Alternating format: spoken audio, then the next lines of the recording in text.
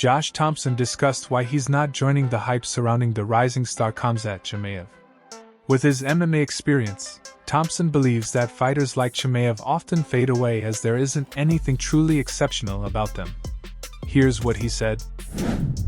I said this the last time I saw him fight, I'm not sold on him yet. I'm not sold on Khamzat Chimaev. Everyone's like, you're stupid, you're being a hater. I'm like, no, I don't care what you guys say, I've been in the fight game a long time. Fighters come, fighters go. They explode into the scene and guess what? Then they linger around for a little bit trying to get back on track, and some of them never do and some have a resurgence. Charles Oliveira is one of the guys that had a resurgence. A lot of guys before in the past never did. Melvin Gillard never did. He came on like fireworks and just kind of fizzled out and faded away, and I don't even know where he's at now. That's no knock on him, that happens to a lot of fighters, I'm just using him as an example. Many people have recently lost their excitement about Khamzat Chimaev. What he does next and how he performs in the cage are crucial for him to regain his previous aura. Jon Anik discussed Leon Edwards' aspirations to establish himself as the top welterweight fighter. Anik highlighted that to achieve this, Edwards needs to overcome challenges posed by the top 5 contenders, especially those with significant win streaks like Belal Muhammad and Shavkat Rakhmonov. Notably, Leon Edwards has already rejected the notion of fighting Belal, stating that he doesn't deserve a title shot. Here is what Anik said.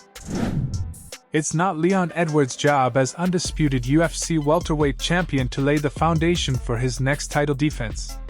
Certainly if his aspiration is to go down as the greatest welterweight champion of all time, and by the way that is well within reach when you just beat Camara twice and then Colby Covington. If that's the goal, he should want to take out and beat all of these guys. I think you need to marry the financial goals with the career aspirational goals. I mean, he's a Hall of Famer first ballot, but to go down potentially as the greatest welterweight of all time, if Belal Muhammad is indeed easy work, I think that fight makes a lot of sense. Khamzat Chimaev is the only man who can lay claim to a welterweight title shot right now, as far as I'm concerned, other than Belal Muhammad, and he's not competing at the weight class. Belal has one of these unbeaten streaks like all of the champions do, and he doesn't get any pound-for-pound consideration. I just think we have to restore a little bit of order, and I do think the UFC is going to make the right decision here. Edwards doesn't want to fight Belal, but Dana White thinks it should happen. So Belal might fight for the title next in the welterweight division. We'll see if he can get revenge from their first fight. Michael Bisping thinks Tom Aspinall could be the best UFC heavyweight ever, even better than Jon Jones. He believes Aspinall has what it takes to make history in the division and beat Jon Jones if he is willing to fight him. Here is what he said. I think he beats Jon Jones if that comes up. And I think he dominates the heavyweight division for quite some time, and he will retire as the greatest heavyweight champion that the UFC has ever seen. I'm serious.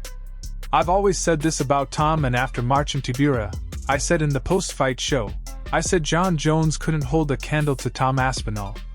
And people came after me online, and I understand why. This is Jon Jones. I'm high on Tom and I'm trying to will it into existence as well, and I do believe that he will win. However, you've got to respect the threat on the other side. Many people agree with Bisping about Aspinall's potential to beat Jon Jones. However, Dana White announced that Jones will fight Miocic, and both might retire afterward. This means there's a good chance that Aspinall versus Jones might never happen. Islam Makhachev responded to Justin Gaethje's latest call-out with a warning. Justin Gaethje posted on Twitter that he is ready and waiting for a date to face Islam Makhachev.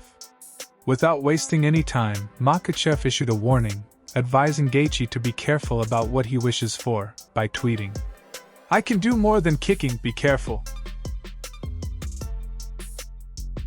Rumors suggest that Charles Oliveira is set to fight Arman Tsarukyan, and Justin Gaethje is expected to face Islam Makhachev sometime around February next year.